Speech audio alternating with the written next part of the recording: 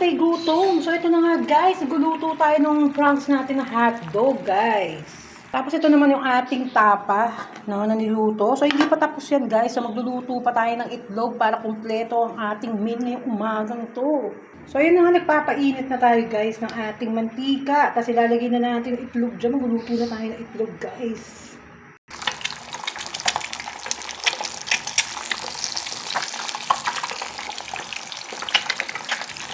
Sarap guys. Ang ganda ng lutuan talaga natin na to guys. Dalawang itlog na saktong-sakto dyan.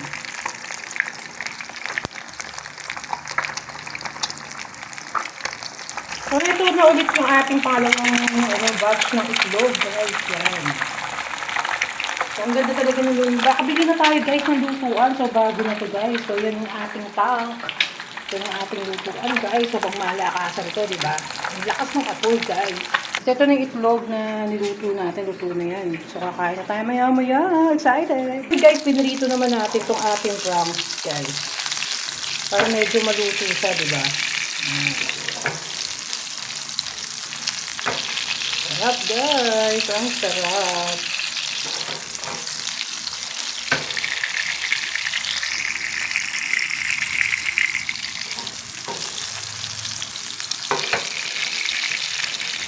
Sarap yung almusal natin. Kasi ito nga guys, ininit ko lang ulit yung tapa natin kasi hindi pa siya masyadong luto kanina. So, ininit natin siya ulit. Yan ang sarap.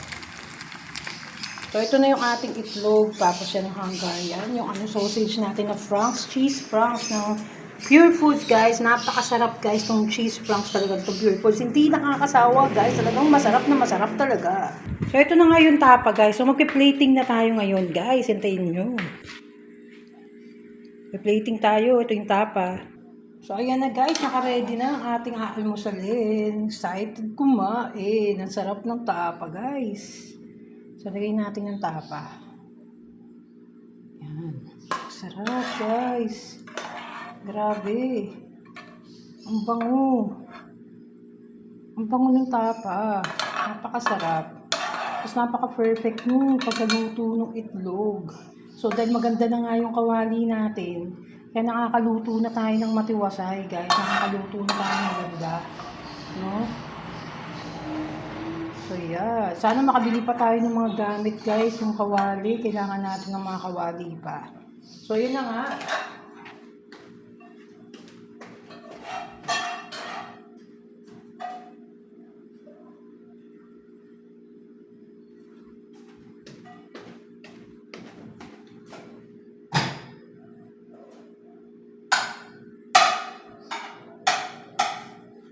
Mag-ready lang ako ng rice natin, guys. Rice natin, ready lang natin. So, ito na nga, guys. So, ito na yung ating rice. May rice na tayo, guys. So, yan, ready na tayo para kumain, guys, no? Ang sarap ng ating almusal. Tapsilog. No, tapsilog. Guys, no? Tapos isuka natin kasi hindi pa pwede yung suka natin, guys. So, ano ba gagawin natin doon? No? Isuka.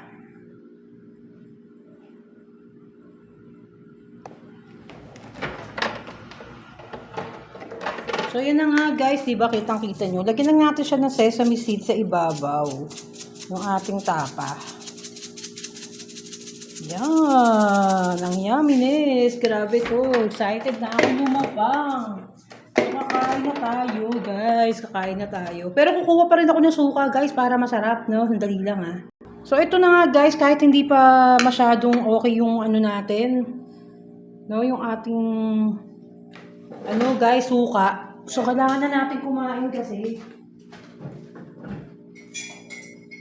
Kailangan na natin kumain. Ang sarap ng almusal. Grabe yan.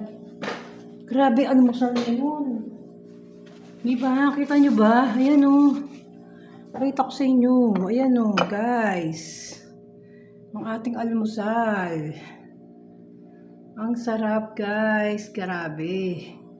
So, ayun na nga. Kakain na tayo, guys. Tikman na natin. So, set aside muna natin tong ating inumin, guys. So, ito muna. Sarap, guys. Grabe. So, nakakatakam. So, ganyan na masarap na almusal. Dapat nga may itlog na maalat pa, guys. Kaya lang, hindi tayo nakabili ng itlog na maalat.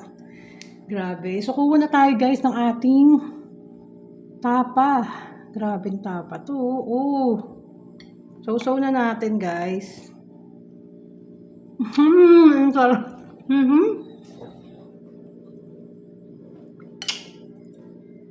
Kuha na tayo ng itlog. Oh, diba? Yan itlog. Oh, diba? May itlog sa ibabaw. Nilagyan ko na suka. Ating itlog. Sarap. Grabe, guys.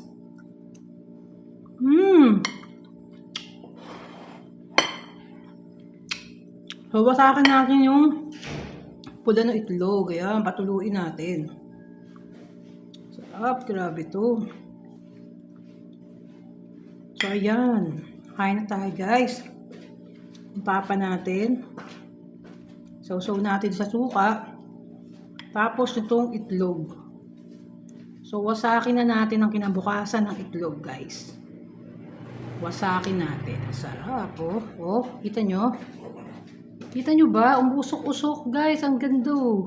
Bira, oh. So start na tayo lumapang.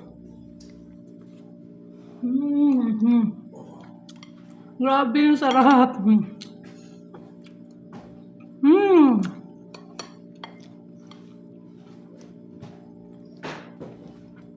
Tapos yung suka. Ang sarap na ng suka, guys, no? Kakababad ko pa lang na ngayon. Ang dami kasing paminta tsaka yung bawang. So, panalong panalo, guys. Grabe. Ang sarap. Ayan, sausaw natin.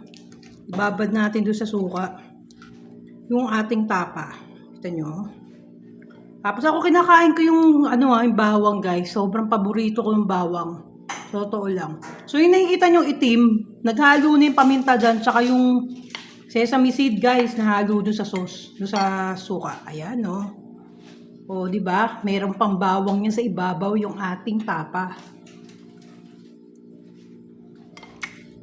Napaka-healthy. May bawang. Guys, comment nga kayo, dahil kasi, di ba, yung mga Korean, di ba, nakikita nyo, pag kumakain sila ng mga pork na kain nila, tapos may mga taba, laging merong may bawang, tapos kumakagat sila ng sibuyas, guys, na hilaw. Ang lupit, no? Siguro talagang nakakaano yung sibuyas, tsaka yung bawang. Merong nagagawa talaga sa katawan natin yan, kaya hindi nila. Kasi healthy rin naman kasi yung mga kinakain ng mga Korean, di ba? Lalo na yung kimchi. Di ba gawa sa yun? Yung kimchi. Di ba? Mas healthy yung kimchi, lagi silang meron nun. Mahilig din sila sa gulay, mahilig sila sa fried. Mahilig sila sa, may mga gulay lagi. As in, merong kasama talaga laging gulay pag kumakain sila. So, ayan na nga guys, no? Hindi pa kayo natatakam. Luto na kasi kayo tatamad-tamad dyan. Hindi nood kayo nanood. At mag-comment kayo guys, please lang. Para nyo ng awa, hindi puros nood kayo. Ayaw nyo mag-comment. Paano ko malalaman na nanonood kayo sa akin?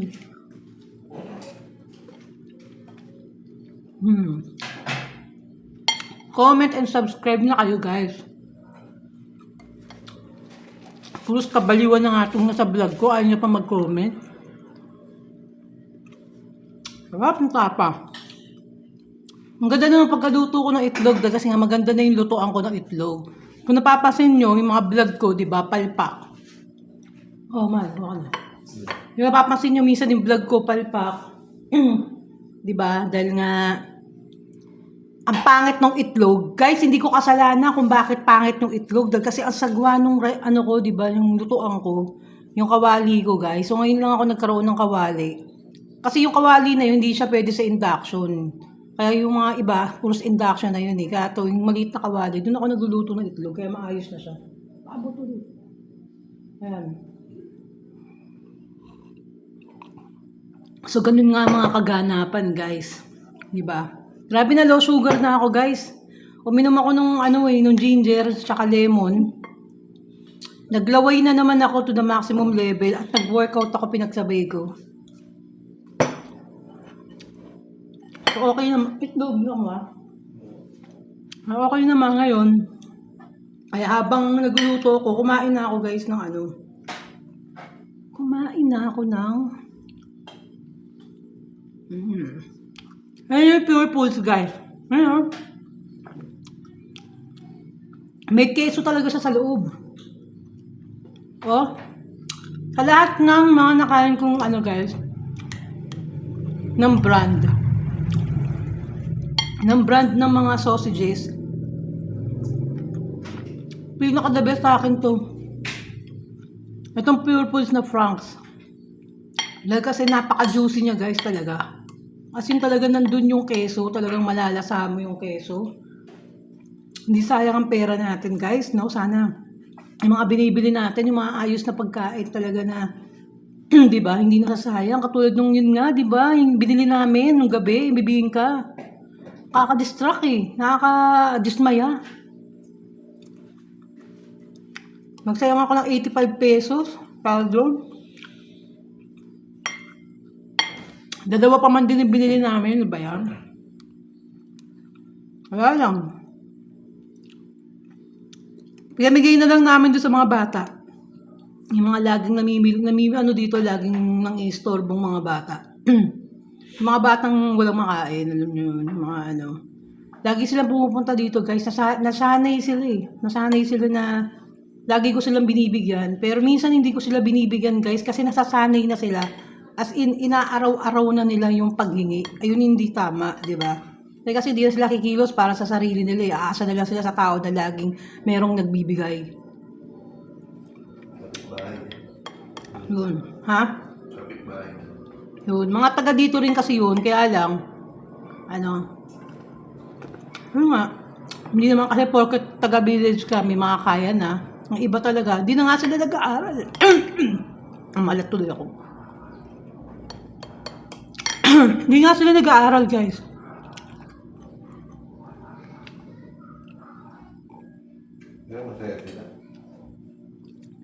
Hindi sila nag-aaral. Mas pinili nilang ganun na ewan ko, kasalanan ba ng magulang o kasalanan ng bata na ayaw pumasok. Hindi natin alam eh. Pero sabi nila, hindi sila pinapasok na ng magulang nila.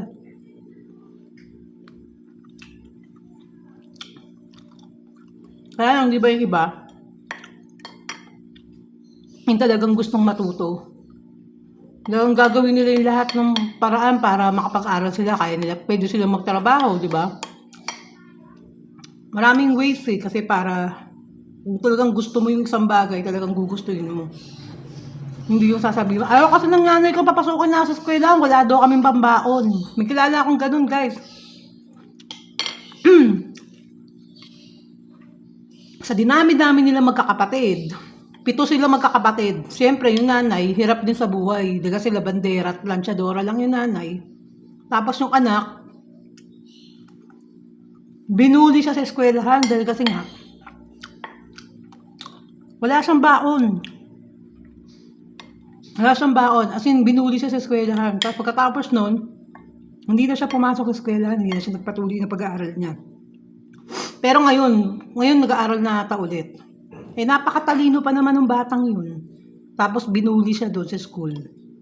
Kaya lang, yung insecurities niya nandun. Tsaka yung, syempre, yung mga kapatid niya kasi, sa dami nilang magkakapatid, hindi na sila maaalaga ang mabuti ng nanay nila. Dahil kasi nga sa sobrang dami nilang pinapakain, responsibilidad ng nanay niya, yun. Mas binili na lang niyang maging tambay, mas binili na lang niyang huwag nang pumasok sa eskwelahan, ganun. Matutusin, pag ganun na yung sitwasyon, hindi kasalanan ng magulang yun. O, siguro parehas kasalanan. Kasi huwag ka mag-aanak pag hindi mo kaya. Di ba? Huwag ka mag-aanak kung hindi mo kaya yung responsibilidad financially.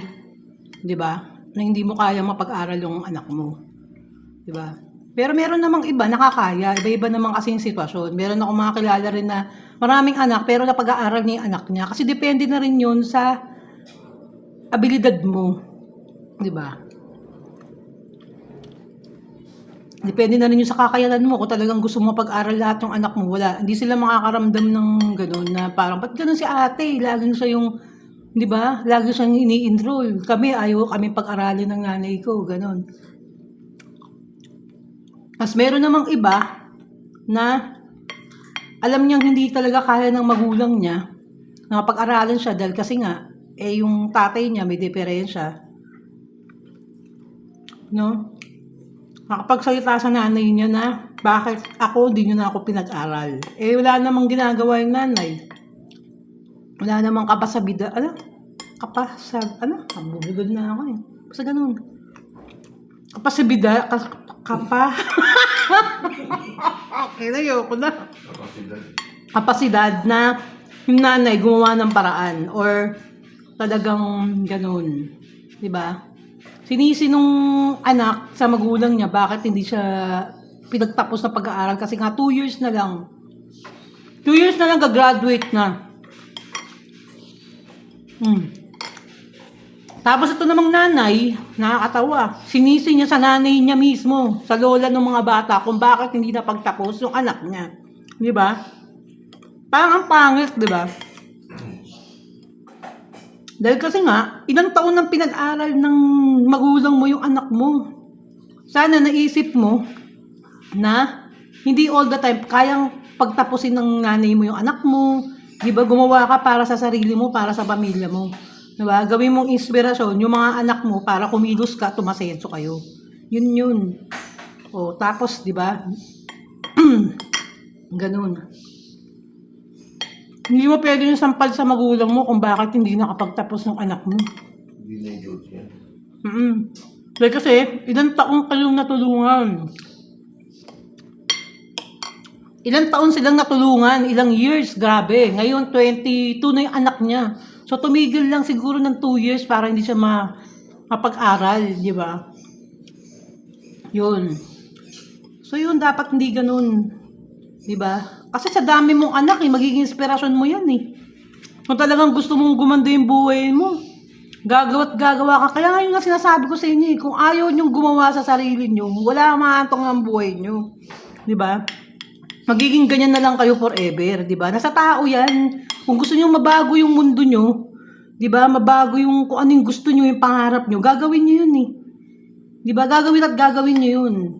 Pero kung gusto nyo ganyan lang ang buhay nyo, nakatunganga kayo, di ba? Umaasa kayo sa mga anak nyo, sa mga kamag-anak nyo, kung kanino kayo umaasa. Kaya nga, di ba, sinabi ko sa inyo, sinabi ko sa inyo, ako umasa rin ako, naging palamunin ako ng ilang taon. Pero ngayon, pinakita ko sa nanay ko, di ba? Pinakita ko sa nanay ko kung paano ako bumabawi sa kanya. Di ba? Ginawa ko nga lahat para sa lahat Di ba? Hindi ko naman naging kasalanan na maging palamunin ako. Dahil ang dami kong responsibilidad din. Kahit palamunin ako, marami rin akong responsibilidad. Idalagahan ko yung tatay ko. Hindi ako nakapagtrabaho Noon nagtatrabaho ako. Yung hindi pa tatay ko, nagtatrabaho ako guys. No? Kaya nga ako gumaling sa sales Nahasa ako dahil kasi sa promo ko No? Hindi ko kinakaya na galing ako doon sa pagiging promodizer. Doon ako nahasa kung paano ako magbenta. Dahil kasi bata pa lang ako. Nagbebenta na ako guys kung ano yung mga binibenta ko. Kasi di ba? So yun na lang, nagamit ko yun. Yung talent na binigay sa akin sa magaling na mag-sales, nagamit ko yun. So kahit pa paano na napatunayan ko na sa sarili ko na meron pala akong maibubuga na gano'n. Galing ko rin pala, di ba? Hindi ito magmamayabang. Kasi 4 na beses na ako nakakabenta. So, hindi ako nagmamayabang. So, ginagawa ko yun para maging inspirasyon ng iba na huwag silang tatamad-tamad. Di ba? Dahil kasi nandun tinuturo na ng Diyos kung ano yung gagawin mo. Pinakikita na ng Diyos kung ano yung dapat mong gawin, pero ikaw deadma ka. Di ba? Hindi mo ginagawa, ayaw mong gawin. Di ba? Tutulog-tulog ka. Di ba? Wala tayo magagawa. Ayun ang gusto mo sa buhay mo Yung walang mabago, yung umasa ng umasa. Di ba? Yun yung gusto mo sa buhay mo. Yung tumaya ka lang lagi sa loto. mangarera ka, magbingo ka. Hindi ko sinasabing ano guys okay lang tumaya ka sa loto. Pero wag naman yung gawin mong libangan yung loto as in araw-araw pag hindi ka lang nakakataya. Busit na busit ka na sa mundo mo. Wag ganun. Diba? Kung iipunin mo yung mga pinagpabataya mo din sa lotong yan, malamang pagtapos mo na yung anak mo. Diba? Okay lang subukan mo, tumaya ka sa loto. Kunyari, sa isang buwan, ang budget mo sa pagtaya sa loto ay 100. Sa isang buwan, pag hindi ka nakanalo sa isang buwan, tigilan mo, di ba? Isang buwan, 100. Yun, pwede pa, hindi pa masama. Pero sugol pa rin kasi yun eh. Di ba? Sinusugol pa rin natin yung pera natin eh. Kung iniipon mo sa isang iniipon mo yung pagtaya-taya mo sa loto, kung pinambi-business mo na lang, nag-iisip ko na ipang-business mo, yun nga, magtinda-tinda ka ng kahit ano dyan, di ba, napapaikot mo, may nakarating, di ba? Yun. Ako dumating sa point na walang-wala akong pera. Lagi, dumarating talaga sa point talaga, na lagi, dahil kasi inuuna ko yung mga responsibilidad bayaran eh. Di ba? Lalo na yung boy pa yung tatay ko. Napakagastos nun. Kasi syempre, binibigyan ko ng pera yun, binibigyan ko ng allowance ng tatay ko. Buti nga natigil na lang. Kaya lang, nung natigil, yun naman, nanghihingi naman yung tatay ko ng pera sa iba. No, yun na yung pahamak niya yung kakahingi ng pera sa iba para siyang namamalimos. So ang ginawa ko, nagpursige ako guys, kasi walang pera tatay ko yun. No? Kasi dumating sa point na kinakawawa na siya ng mga tao, ginagawa na siyang tanga, binababoy na siya, binaglalaroan na siya, kapalit ng pera. Ayun yung tumatak sa isip ko na, putya, ba't ginagawa sa tatay ko yun, di ba?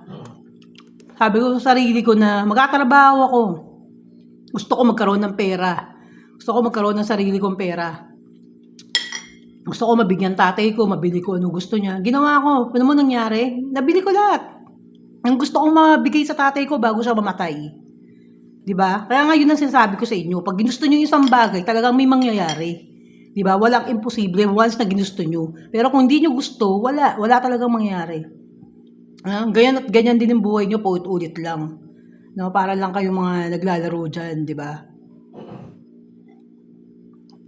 So, ganun. So, yun lang. Natapos na akong lumamon, guys. So, simot na. Kitang-kita nyo. Ang linis, guys, oh. So, ang ganda ng kutsara natin, di ba? So, yan. So, yun lang ma-advise ko, guys. Basta yun lang. Paulit-ulit ko sinasabi sa inyo yun. Paulit-ulit kong sinishare sa inyo. Yun. Pero tontuwa talaga ako nun, guys, no? Tontuwa ako nung talagang naibigay ko lahat sa father ko. Yung bago siya mamatay, bago siya kinuha. Nakita ko yung ngiti sa kanya nung inabutan ko siya ng 1,000. Inabutan ko siya ng 1,000, guys. Pero yung may 1,000 lang yung ngiti ng tatay ko, ang gante nga. Ang bira. Like kasi nga, wala nga nagbibigay sa kanya ng pera eh. Noon, may nakukuha siya sa akin, pero in-stop ko. Kaya lang, yun na nga yung bad side, di ba? Na malimos siya. Pero yun nga, tuwan-tuwa siya bago siya mamatay. Binili ko siya na e-bike niya. Kanino daw yung e-bike na binili ko. Hindi siya makapaniwala. Sa akin to. Ganun. Gusto nga niyang drive-in yung e-bike, kaya lang, syempre nga, may matanda na, baka mamaya ako sa kami pumunta. Baka sa damuhan kami pulutin, di ba? Tas sa umaga, di ba, pinapasyal ko siya, binibilang ko siya ng ice cream. Di ba? Tapos ko siyang paliguan. Yun. Yung mga lahat ng mga sakripisyo natin sa magulang natin. Lahat yun, may mga balik kasi yun. Kung inalagaan mo yung magulang mo, di ba? Kaya malas na lang yung mga tao na namatay yung magulang nila na hindi nila nakasama. Na nahugutan na ng hininga yung magulang nila na hindi nila nakasama dahil sa sobrang katamaran nila. No, sa sobrang katamaran nila na hindi nila madalaw yung magulang nila o kaya nag-away sila ng magulang niya, hindi nila akalain na gano'n na pala, kaya pala mainit yung ulo ng magulang nila sa kanila.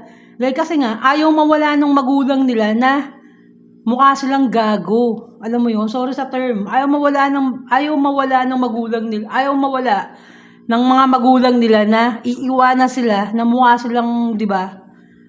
mukha silang ewan, di ba? Mukha silang puro sila, ano, kung ano-ano yung mga pinaggagawa nila. Di ba? Kaya yun yung pinakamasakit na part talaga sa bilang isang anak na hindi mo makasama yung magulang mo. Na namatay yung magulang mo sa sama ng loob sa'yo. No? Hindi mo makakalimutan yun. As in, lagi mo na sa utak yun. No? Nawala tatay ko, nawala yung nanay ko na masama loob sa akin. Hindi mo lang ako nakahingi ng kapatawaran bago siya mawala sa mundo. Oo, yun, dala-dala mo yung habang buhay. Di ba? Kaya ngayon, kung buhay pa yung mga magulang nyo, di ba? Nakakasama nyo po yung magulang nyo, pasayayin nyo yung magulang nyo, no? Ipasal nyo, di ba? Lalo na mga nasa edad na sila. Di ba? Hindi yung kinukulong nyo lang sila sa bahay. Di ba? Kung hindi ko man naipasal ng tatay ko, nadala ko doon sa mga pinupuntahan ko lugar, choice niya yun, ayaw niyang sumama. Oo, mas gusto niya pera. Ang tatay ko, maligasa siya doon. Na makakabili siya ng yosi niya, ng mga candies niya.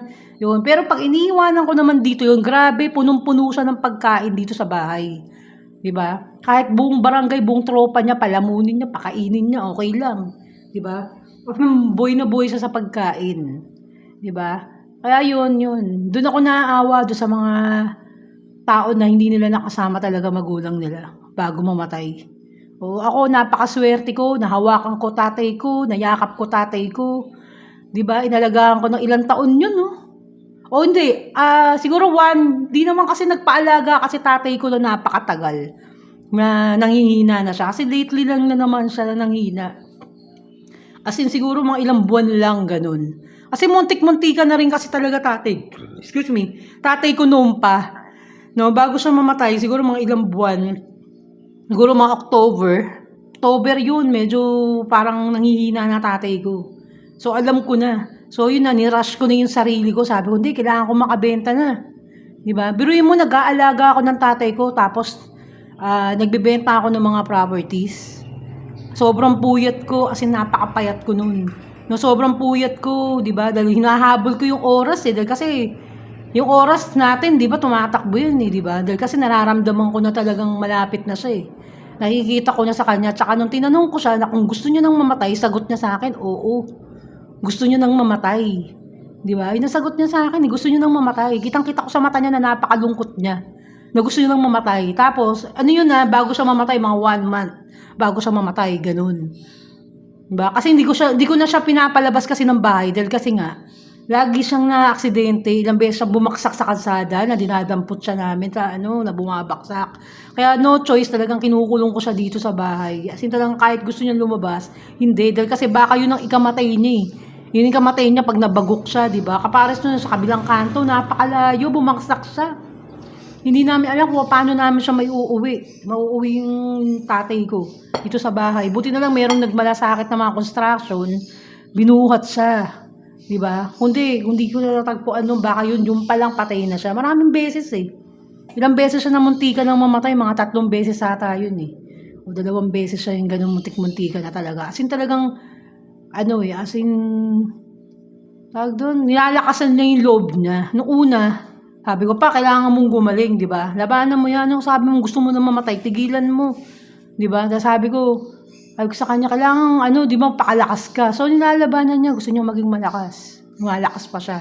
Pero nung lately na, nung talagang sobrang lungkot na ng mukha niya, as in, yun nga, yung kapatid ko, hinahanap niya yung kapatid ko. Nung araw na yun, as in, ang lungkot na ng mukha niya, gusto niya lumabas, gusto daw niya pumunta doon sa bahay ng kapatid ko. Pero, hindi ko siya pinalabas noon. Yung pala ibig sabihin kaya gusto niyang lumabas, gusto niya pumunta sa bahay ng kapatid ko, hindi na pala siya gigising. Hindi na pala siya, yun na pala yung pinaka huling araw niya. Yun. Tapos meron pa pala akong ginagawa noon, yung bago rin siya mamatay. Siguro mga ilang days. February 14. Kasi 17 namatay tatay ko, February 14, naglalaba ako tanghali. Tapos ang kulit, gusto niyang lumabas. Gusto niyang lumabas talaga sa kalsada. Kasi gusto niyang mamasal. Ganun. Naglalaba ako. Sabi ko pa, wag mo muna akong Sabi ko, istorbo yun. Dahil kasi, yung daliri ko kasi guys, bali yan yung daliri ko. So, pag nagpumilit siya, at na-aksidente siya, bumaksak na naman siya dun sa sahig, hindi ko siya dahil kasi sariwa pa yung paggabali ng daliri ko noon. Kasi iniingatan ko yung kamay ko, ginagamot ko pa. Ganun. Tapos sabi ko pa, hindi ka ba naawa sa akin? Tinan mo, yung daliri ko, pag ito nabali ulit, mas lalong hindi kita maaalagaan. Ngayon, tapos nagsalita na ako ng gusto mo bang di na kita maalagaan? Kasi nagsalita ako ng ganun, parang natigilan siya. Natigilan siya sa pangungulit sa akin. Natigilan siya ng pangungulit sa akin. Yun na pala yun. Parang, yun na pala yung ano, yun na pala yung huling ano namin, pag-uusap namin na ganun. Ayun, yun lang yung advice ko sa inyo. Humaba yung pag-uusap natin kung saan na napunta, guys. No, pambihira. So, sana natuwa kayo doon sa mga kwento natin. Real story talaga to, guys. Hindi tayo nag-iimbento. Diba talagang nangyari talaga to. Yung mga pinagkukwento ko sa inyo based dun sa mga experience, based dun sa mga kakilala ko, na talagang, di ba, talagang yun yung mga kwento nila sa buhay. Hindi sa chinichika ko sa inyo dahil gusto ko lang na merong may mga makinig. Totoo talaga yung mga sinasabi natin dito. Hindi natin kailangan mag-imbento ng mga kwento para mapakinggan tayo, ma-share natin. Kailangan yung i-share natin yung totoo talaga. Diba? Yung talagang totoong mga nangyari yan. Diba? Yun. So, yun lang yung masabi ko. Sarap na sarap ako sa aking almusal. So, hindi na naman tayo nakapagdasal bago lumamon, guys. Pambihira. Nakalimutan na naman natin. No? So, yun na nga. So, dito nagtatapos ang aking mga vlog ni Amore Vlogs, sa mga patay gutom dyan, lumamon na kayo. So ito, mananakam talaga kayo sa aking masarap na almusal. So mag-ready na rin kayo ng almusal nyo, babu.